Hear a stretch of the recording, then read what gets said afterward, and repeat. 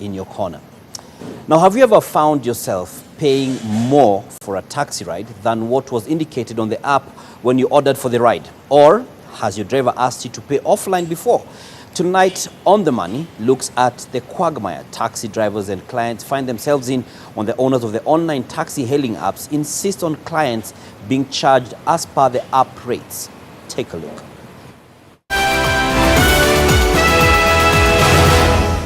Clients of online taxi hailing apps have been up in arms against alleged unfair treatment or even worse, harassment when forced to pay more than what they were supposed to for their rides. Just recently, after taking to the streets to air out their grievances, drivers have continued asking clients to pay up to 1.5% more than what was indicated on the app.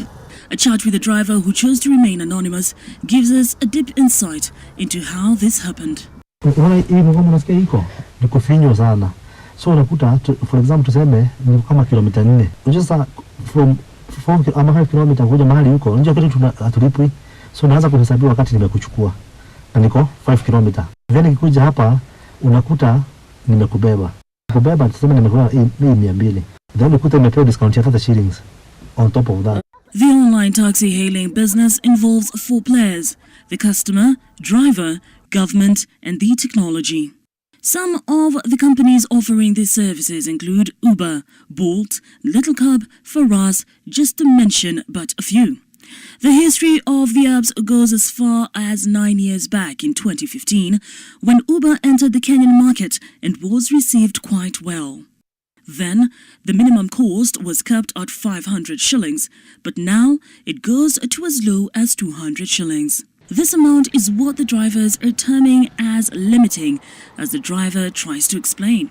Tuseme kama umeenda nimekupeleka mahali 1000, ni kweli 1000 180 ni yao 18%. Then from there kuna VAT ya serikali weka hapo. Hiyo 1000 ile kama umeenda ukienda pesa kidogo utakuwa unafuta around 350 Fanya hiyo mahesabu, unabakisha nini? Ukutana na jam. Unakuta Somali yote ya 1000 umehesabu 1000 unabakisha 200. Imagine. But those who run the taxi hailing apps hold a different view. As per the NTSA regulations, Uber only takes a commission of 18%. Ever since the regulations came into effect, we've only taken a commission of 18%, and it's very clear for everybody to see on a receipt that that's the amount that we take. The second point is that Uber tries wherever possible to keep drivers at the center of our focus. We are always looking at driver earning models to ensure that drivers on our platform are being adequately compensated for the work that they do. Imran adds that the 18% commission is the least Uber has charged across the globe, and this was achieved after the Kenyan government ordered it to be dropped from 25% to the current 18%. The trickle-down effect is unfortunately felt by the consumers, who have to dig deeper into their pockets for the unplanned spending. But the owners of the taxi hailing apps are asking Kenyans not to pay more. Juu sasa vitu zimepanda, wewe umekuja kama investor. Uko investor, venye ulikuja wakati maisha ilikuwa mzuri, uko bado pale. Si hata nini uje ina adjustiwa. Saa mafuta wakati ulikuwa na interest, hii commission ilikuwa at least bei mzuri. Sasa maisha imekuwa gumu. Si utaamka kidogo na wewe mtu wa Uber na yeye at least naye ajaribu kuadjust. Meanwhile, even as Bolt says it empathizes with the concerns raised by drivers, the company has cautioned them against increasing fares off the app until the industry matter is resolved.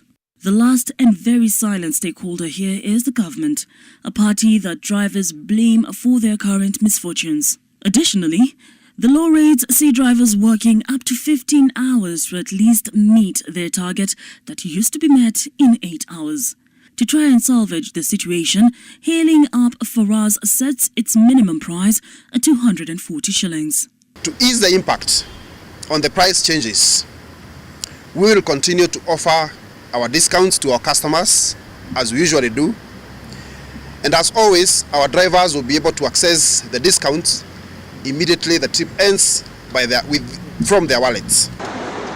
In 2024, part of the broader efforts by the Kenya Revenue Authority KRA to ensure compliance within the digital taxi hailing industry saw drivers subjected to a 16% value-added tax on their earnings. On the other hand, fuel prices were relatively stable in 2015 when taxi-hailing apps came into play all through to 2017. The introduction of an 8% VAT on fuel happened in 2018, forcing the rise in pricing, excluding the COVID-19 pandemic period. In 2021, fuel prices witnessed a significant increase, with petrol selling at 130 shillings per litre. The upward trend continues, with no signs of pump prices going down. According to drivers, their concerns are still far from being addressed. Nina Shaban, NTV.